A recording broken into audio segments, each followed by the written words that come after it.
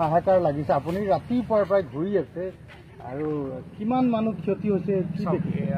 আপুনি গম পাইছে যে আজি 4-5 দিন ধৰি নেৰানেপেৰা বৰষুণৰ ফলত আমাৰ ৰঙা নদীৰ আমাৰ জলপৃষ্ঠ বাঢ়ি যোৱাৰ ফলত আমাৰ এটা মানে আকস্মিকভাৱে আমাৰ এটা বানৰ পৰিস্থিতি হয় আৰু এই পৰিস্থিতি যিটো আকস্মিক বান আছিল আকস্মিক বান হোৱাৰ কাৰণে মানুহ প্ৰস্তুত হ'বলৈ একেবাৰে সময় নাপালে নোপোৱাৰ ফলত মানুহ প্ৰস্তুত নোহোৱাৰ ফলত কি হৈছে আমি দেখিছে যে ৰাইজে নিজৰ যি সামগ্ৰী হওক খাদ্য সামগ্ৰী হওক যিটো বস্তু ৰাইজে মানে তেওঁলোকে লগত লৈ ওলাব নোৱাৰিলে যাৰ ফলত তেওঁলোকে এটা দুৰ্যোগ স্বৰূপ হৈছে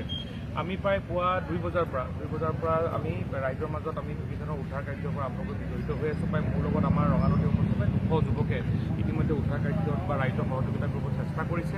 আমি নিশাৰে পৰা প্ৰায় ৰাতি 2 বজাৰ পৰা আমাৰ লখিমপুৰৰ বিধায়ক মানৱ ডেকা ডাঙৰীয়া আৰু জিলা আয়ুক্তৰ জৰিয়তে আমি জিলা প্ৰশাসন সষ্টম হৈ আছে জিলা প্ৰশাসনৰ পৰা যিখিনি ব্যৱস্থা কৰিব লাগে তাৰ ব্যৱস্থা কৰা হৈছে কিন্তু এটা যিহেতু চৰকাৰী ব্যৱস্থা এক্টিভ হওঁতে ৰিলিফৰ ক্ষেত্ৰত কিছু সময় থাকে সেইকাৰণে আমি কি কৰিছোঁ যে পুৱা 6 বজাৰ পৰাই ইতিমধ্যে প্ৰায় 7,000 পৰা প্ৰায় 10,000 পৰিয়াললৈকে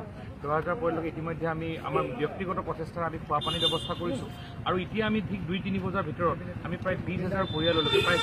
30টা ইতিমধ্যে আমি অস্থায়ী পাকঘৰ নিৰ্মাণ কৰিছোঁ যাৰ জৰিয়তে প্ৰায় 20,000 পৰিয়াললৈকে আমি কিছু খাদ্য সামগ্ৰী যোগান ধৰিবৰ কাৰণে আমি প্ৰস্তুত কৰিছোঁ যাৰ ফলত আমি অন্ততঃ যি আমাৰ যি বানত যি আমাৰ ভুগি থকা আমাৰ যিটো ৰাইজ আছে আমাৰ যি গঞা ৰাইজ আছে আমাৰ আই মাতৃসকল আছে তেওঁ অকণমান সকাহ দিবৰ কাৰণে চেষ্টা কৰিছোঁ আৰু মই অনুৰোধ জনাইছোঁ যিসকল আমাৰ সতীৰ্থ আছে সতীৰ্থসকলো আহি আগবাঢ়ি আহি ৰাইজক এই সময়ত আমি সহযোগিতা কৰিব